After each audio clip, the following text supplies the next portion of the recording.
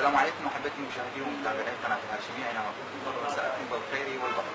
طبعا اليوم متواجدين في احدى الاسواق الموجوده في الهاشميه وبالتحديد حي العسكري. نستعرض اراء الناس، شنو تحضيراتهم، شنو تجهيزاتهم بمناسبه اقتراب شهر رمضان المبارك، شهر الخير والطاعه. كل هذا راح نعرض خلال حلقتنا لهذا اليوم من برنامج آراء.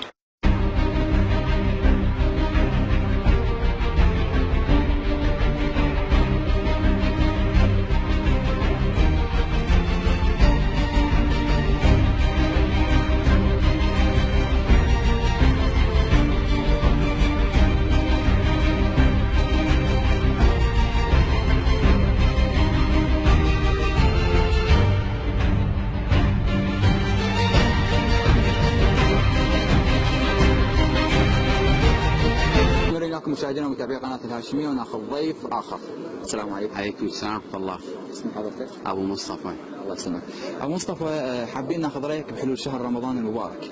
نعم، شهر رمضان الذي انزل به القران، ان شاء الله رمضان خير وبركه، وهذا رمضان ان شاء الله راح يتميز عن رمضان السابق بان هنالك ان شاء الله انتصارات تحققها قواتنا الامنيه وحشدنا المقدس في تحرير نينوى ان شاء الله. هذا رمضان المبارك راح يشهد نهايه داعش بالعراق ان شاء الله. زين ابو مصطفى، شنو تجهيزاتكم تحضيراتكم خلال هذا الشهر؟ والله احنا خلال كل شهر من رمضان قبل حلول الشهر المبارك نبدي بالتسوق بالمواد يعني الغذائيه، المواد الاخرى، ام بقيه المواد مثل يعني المقبلات، المواد الاخرى، المشروبات الغازيه الاخرى، فيتم تجهيزها يوما بيوم. نعم. شكرا لكم سيدنا.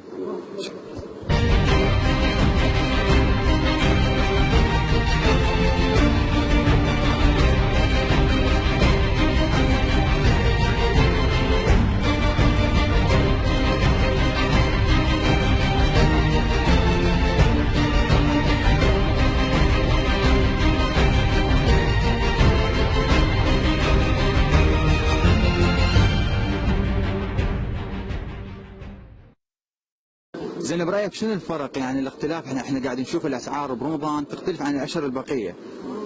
يعني برايك السبب شنو؟ اول شيء سبب هذا الارتفاع انه التجار كن يعني اعتقد انه عندهم هذا الشهر هو شهر طعام واكل، يعني يزيدون الاسعار، يمكن يفرضون ضرائب او يعلون الاسعار بهدف الفائده والربح، خصوصا في هذا الشهر، لان يزيد اقبال الناس والمواطنين على الاكلات، على كافه الاكلات بهذا الشهر. زين، شلون شفت اقبال الناس على شراء المواد الغذائيه، وشنو اكثر شيء يحتاجوه خلال هذا الشهر؟ طبعا بالنسبه للمواطن انه اهم شيء عنده بهذا الشهر انه التمن والطحين اغلب شيء، وتبقى بقيه الاكلات الطبيعيه، يعني مثل العصائر والاكلات الباقيه، يعني نقدر نقول الاشياء المهمه تقريبا هي اللي ذكرتها.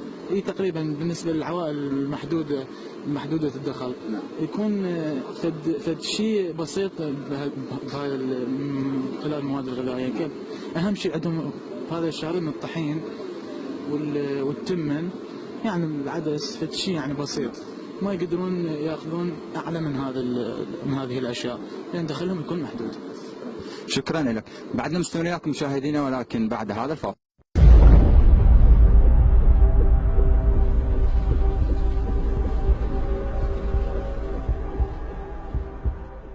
رجعنا لكم مشاهدينا ومتابعين قناه الهاشميه بعد الفاصل، ونلتقي بمواطن اخر.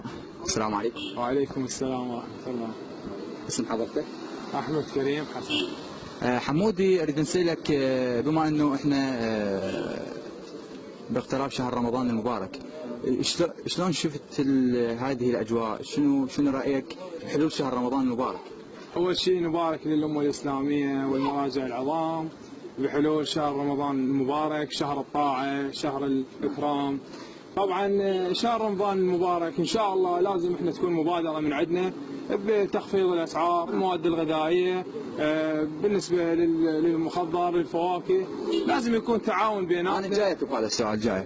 زين انت كونك صاحب محل بيع الفواكه والخضار، زين برايك شنو الاكثر المواد اللي يكون عليها طلب او استهلاك راح نلاحظ اسعارها تكون مرتفعه عن بقيه الاشهر؟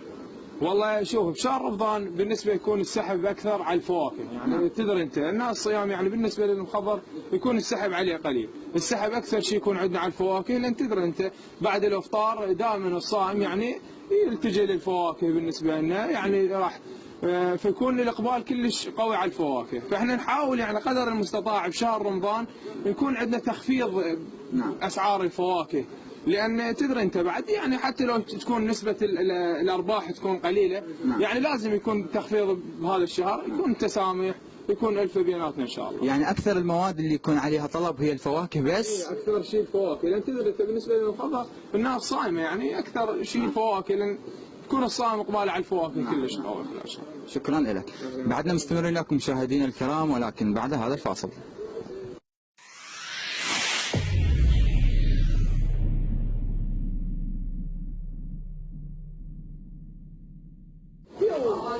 بعدنا مستمرين لكم مشاهدينا ومتابعي قناه الهاشميه، وما زلنا متواجدين في منطقه الحي العسكري او بالاصح حي الباقر، واحنا اليوم متواجدين في فرن صمون الزيتون، ونلتقي بالاخ.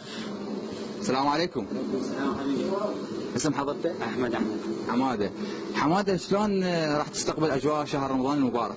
والله شهر رمضان كريم، هل علينا بالبركه ان شاء الله، نستقبلها بنية صافية إن شاء الله وقلب صافي، وأكيد بفرحة نستقبلها كالعادة. أكيد إحنا من كل سنة لسنة ونشتاق لشهر رمضان والأجواء الحلوة، والحمد لله وشكرا. أحمد، أريد أسألك كونك أنت التعامل بهذا الفن الصمون، زين أريد أسألك على إقبال الناس، زين بشهر رمضان هم يختلف عن بقية الأشهر؟ أكيد إقبال شهر رمضان، إقبال الناس يكون بس العصر طبعا المغربية، بس على الفطور وبالسحور. يعني شغلكم من يا ساعة يبدو يا ساعة ينتهي؟ شغلنا اكيد يبدي احنا كعجين، وتعرف يعني من وقت المفروض يعني يبدي من 3 نجهز على ما يعني وقبل الاذان بساعه هيك تجي العالم تستقبل تاخذ الصمون للفطور، تعرف مثل ما. شكرا لك. بعدنا مستمرين وياكم مشاهدينا الكرام، ولكن بعد هذا الفاصل.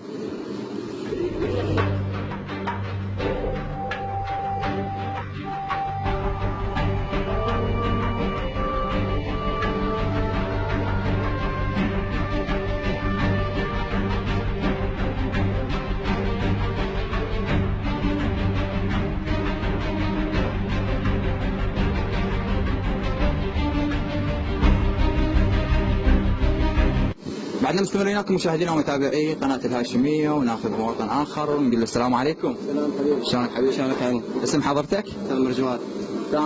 ثامر، تشتغل هنا بهذا الفرن؟ ثامر، اريد اسالك على اقبال الناس بشهر رمضان، هم يختلف عن بقيه الاشهر؟ يختلف بقية الاشياء، لان هي العالم كلها صايمه، ودي يغرب يصير الزحام علينا، تمشي العالم تاخذ صمون، استقبال العالم دين المغرب والاذان قبل يعني تاكل الصمون الحاره. نعم. يعني قصدك شغلكم راح يفرق يعني عن بقيه الاشهر؟ بقية الاشياء يفرق من ناحيه من يا ناحيه يفرق؟ من ناحيه مو الصبح تعرف العالم كلها صايمه، ما تطلع الدنيا حاره والاجواء حاره يعني، فتطلع قبل المغرب لان الدنيا شويه يصير بها برود والجو يختلف. زين ساعات الشغل بقيه الاشهر تكون ساعات الشغل يمكن بالاربعه الصبح او بالخمسه الصبح؟ 4 الصبح لحد 8 ونص 9 الظهر. برمضان شلون راح يكون شغل ساعات الشغل؟ الصبح احنا معزلين بس العصر نشتغل، يعني من العصر لحد من 3 لحد 6 ونص 7 لحد الاذان. شكرا لك. بعدنا مستمرين لكم مشاهدينا الكرام، ولكن بعد هذا الفاصل.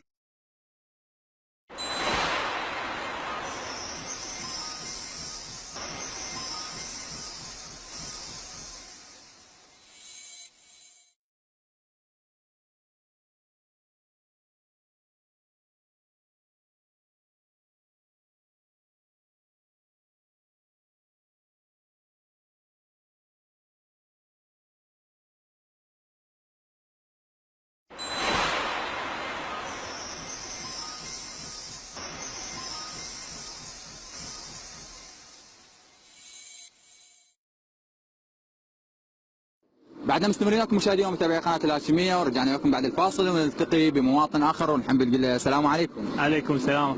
اسم حضرتك؟ حسن الركابي. حسن الركابي. حسون، اريد اسالك شلون راح تستقبل اجواء شهر رمضان المبارك؟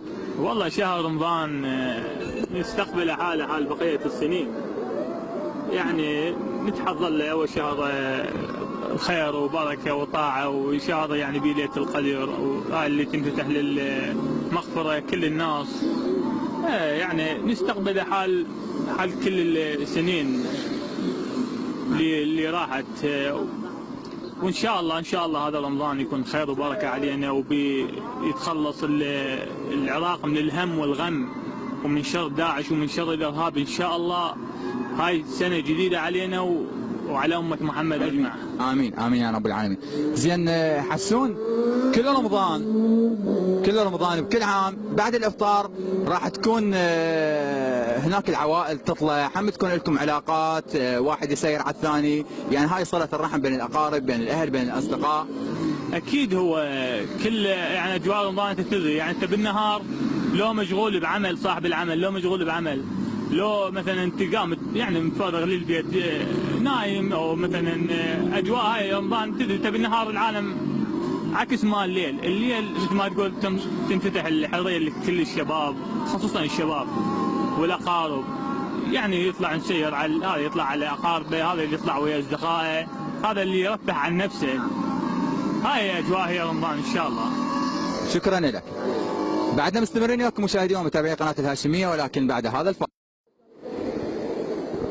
بعدنا مستمرين لكم مشاهدينا ومتابعي قناه الهاشميه، وناخذ مواطن اخر وصاحب مهنه اخرى. السلام عليكم. عليكم السلام ورحمه الله وبركاته. اسم حضرتك؟ احمد هادي الجبوري. حمودي، شلونك حمودي؟ الله خير خير الحمد لله الله يعزك. احمد، شلون راح تستقبل اجواء شهر رمضان المبارك؟ نستقبله بالخير والمحبه ونلتقي جميع المؤمنين والكرام بهذا، ونقوم بالامسيات القرانيه وحفلات الشعريه، المؤتمرات الشعريه، وقيام هو ادعيه شهر رمضان، وكل ان شاء الله بخير وبركه. يعني باعمال. اكيد. زين، شنو اعمال شهر رمضان؟ اعمال ادعيه، زياره مقامة اهل البيت، مقام اهل البيت عليه السلام، مراقد والمزارات كلها ان شاء الله، اعمال ادعيه بعد قراءه قران، تقرب الى الله سبحانه وتعالى. زين حمودي، انت كونك صاحب هذه الشواي، هذا المحل تابع لك. زين، شلون راح تشوف اقبال الناس عليك بشهر رمضان؟ هم يختلف عن الاشهر البقيه؟ اكيد هناك اختلاف بشهر رمضان، لان تعرف الصائم يشتهي اكثر طعام، ولذات الطعام كثير ومنها الدجاج الشوي، لا كودا يعني خفيف على يستقبله الصائم اكثر. زين انتم عندكم انواع، يعني عندكم اكو المشوي، اكو بالتنور، او بل هناك عده طريقه شوي على الغاز، وطريقه شوي على التنور على طريقه الفحم، مزقوف نسميه احنا هنا. طريقه طيبه جدا واحسن نوعيه، العالم هنا ترغبها اكثر، رغبيتها اكثر هنا لدى العالم ان شاء الله. زين، الاسعار حمود، الاسعار شلونها؟ اسعارنا كلش جدا مناسبه، تختلف عن بقيه المحافظات جميعا، يعني سعرنا كلش، يعني الدجاجه ما تقارب 5000 الى 6000 دينار، والدجاج العراقي 8000 الى 9. دجاج مناسب كلش، يعني اسعارنا تختلف، حتى في شهر رمضان هناك اختلاف، مساعده عوائل الشهداء، الحج الشعبي، مساعده هناك. وانا هاي هسه جايك بهذا السؤال، هم تكون لكم مساعدات لعوائل الحج الشعبي، عوائل الشهداء؟ اكيد، يعني هناك اختلاف العوائل المتعففه عوائل الشهداء، الحج الشعبي هناك تعرفون لان استشهد من اجل يستمر هذا السوق، ويستمر الناس بالخير والمحبه، تواصل اجتماعي بيناتهم ان شاء الله. طبعا، ولولا هذه الدماء الطاهره اللي ما احنا يعني هسه يعني كان ما انا واقف هسه اصور، او ما انت يمكن هسه واقف جاي تبيع، او ما المخبز القباضي ما يبيع لما شهداء الحشد الشعبي. شكرا. نعم، شكرا.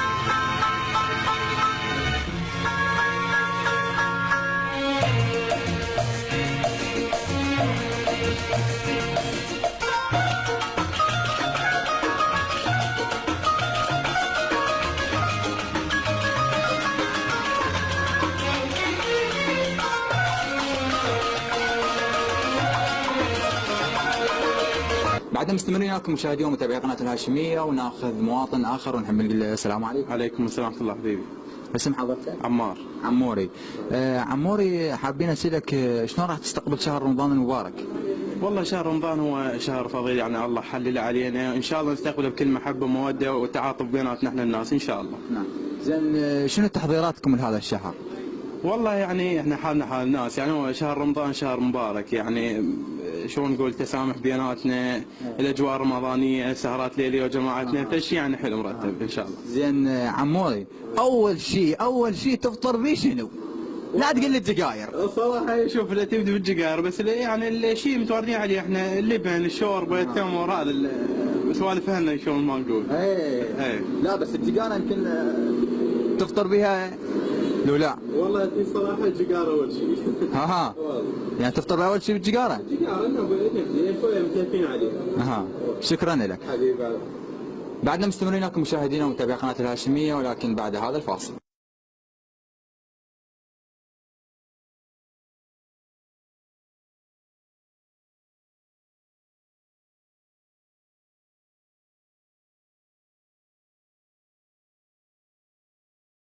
ما زلنا مستمرين لكم مشاهدينا ومتابعين قناه الهاشميه، وناخذ مواطن اخر ونحب نقول له السلام عليكم. وعليكم السلام ورحمه الله وبركاته. اسم حضرتك؟ حيدر طاي.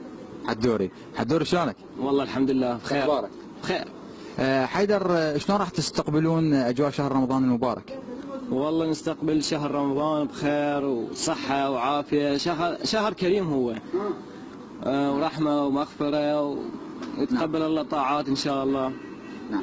زين حيدر، انت كونك صاحب محل او صاحب هذا السوبر ماركت، شلون تشوف اقبال الناس عليك بشهر رمضان عن بقيه الاشهر؟ والله شهر رمضان يفرق عن باقي الايام. شهر رمضان استقبال قوي على اللبن، على المواد الغذائيه، على العصاير، على كافه المواد، يختلف عن باقي السنه كلها. اكثر المواد اللي يكون عليها طلب او استهلاك شنو؟ استهلاك هو العصار واللبن. هاي اكثر شيء. اكثر شيء. والمواد هو تقريبا الصائم شنو اللي يجي يشتهيه ويجي ياخذه. شكرا لك حدور. رحمه الله والديك. السلام عليكم. وعليكم السلام ورحمه الله. اسم حضرتك؟ سيد علي. سيدنا، شلونك سيدنا؟ الله يخليك ونعمك. نعمه فضيلك. الله يسلمك. سيدنا، شلون راح يكون استقبالك شهر رمضان المبارك؟ والله ان شاء الله نسال من الله سبحانه وتعالى ان يوفق المسلمين ويوفق امه محمد ويوفق الحشد الشعبي وقواتنا المسلحه. نعم. زين، وان شاء الله نستقبل شهر رمضان بالخير والبركه. نعم. زين، وان شاء الله احنا مستعدين لشهر رمضان. زين سيدنا، هساني اليوم قاعد اشوفك قاعد تتجول بالاسواق. شيء اكيد راح تاخذ مواد الشهر رمضان. أكيد. اكثر شيء المواد اللي يكون عليها استهلاك او عليها طلب شنو اللي؟ المشروبات اكثر شيء، بيبسي، ميرندا، زين، راني، ما ادري شنو، هاي الشغلات اللي بيها بروده. زين. بالاضافه للعدس. زين. يعني البقوليات. نعم. ذن. البقوليات هاي يعني ذن اكثر مواد اللي تتصدر السفره العراقيه. اكثر شيء. واحنا بالذات العراقيين سفرتنا تكون عامره، كل شيء بيها متوفر. ان شاء الله. ان شاء الله. ان شاء الله. شكرا لك سيدنا. شكرا. بعدنا مستمرين وياكم مشاهدينا متابعي قناه الهاشميه.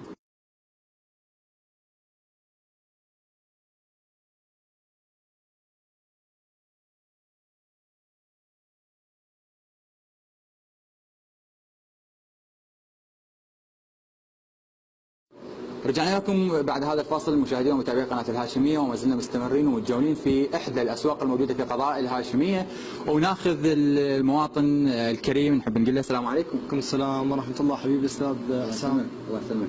شلونك اشرف؟ حياك الله حبيبي. شو اخبارك؟ طبعا نورتونا وشرفتونا بهاي المبادره الطيبه. الله يحفظك. اللي جاي يسووها، ونفتخر بكم كشباب. الله يسلمك. ونتمنى ان شاء الله التالق. مثل ما انت تفتخر بينا احنا نفتخر بيك كبطل من احد ابطال الحشد الشعبي. حبيبي واجبنا هذا، نسال الله التوفيق ان شاء الله والسداد، وان شاء الله عاقبه على خير ان شاء الله. الله يسلمك. شروفي، نريد نسالك شلون راح تستقبلون اجواء شهر رمضان المبارك؟ كالعاده طبعا نستقبلها، تدرون التحضيرات الاوليه، وهي نبدا من ناحيه المواد الغذائيه. نعم. تسوق والحاجات اللازمه للبيت، وطبعا الليمون احنا التعليمات تجينا من فوق طبعا من الداخل. طبعا تجينا التعليمات، وهاي الاسواق ما شاء الله وخير وبركه، والحمد لله شكرا. اول ما نبدا بهاي، ومن ثم الدور تدرون اكو مسائل الشرعيه مثل قضية الهلال وكذا، حتى نباشر بالأمور اللي هي واجبنا الشرعي. نعم. زين أكثر المواد اللي يكون عليها طلب وعليها استهلاك في شهر رمضان المبارك؟ طبعا من خلال يعني مثل ما يقول رب أسرة حاليا زيت، تمن، طحين، هذا نبراس الدفتر. اللبن طبعا، بس اللبن تدري الى موسمه وتدري الى وقت المحدود، يعني مو من هسه، لازم يكون قبل الافطار. ويعني بقيت هواي امور، بس هي هاي الاشياء البارزه مثل ما نقول. شكرا. السلام عليكم. وعليكم السلام ورحمه الله. اسم حضرتك؟ احمد. ابو شهاب، شلون راح تستقبلون الاجواء لشهر رمضان المبارك؟ والله احنا ان شاء الله نستقبل رمضان وهو شهر المغفره، شهر الغفران الذي يتجه به العبد الى رب العالمين. نستقبله بكل حفاوه، يعني رمضان هو شهر طاعه، شهر غفران يعني يعتبر. شهر نعم. زين، هم تكون لكم بكل رمضان، هذا رمضان هاي السنه ورمضان العام الاخر، هم تكون لكم زيارات الاقارب بعد الفطور؟ نعم صحيح، احنا هذه عاداتنا، يعني عادات المواطن العراقي، انه له عادات بعد الفطور انه يزور اقاربه، العمام، الخوال، يعني عادات يعني احنا ماشيين عليها يعني من قبل. اول شيء تفطر به شنو حمود؟ احنا عادات يعني اولا الشوربه، التمر، اللبن، هذه عادات يعني. شكرا لك حمود. إذا مشاهدي ومتابعي قناة الهاشمية، وصلنا وياكم إلى ختام حلقتنا لهذا اليوم من برنامج آراء. وفي الختام تقبلوا تحيات كادر العمل، كان معكم بالإعداد والتقديم حسام العيساوي، التصوير حسان القرغلي، والإخراج عبد الله الشمري. أمل أن نلتقيكم في حلقات قادمة، دمتم في حفظ الله ورعايته.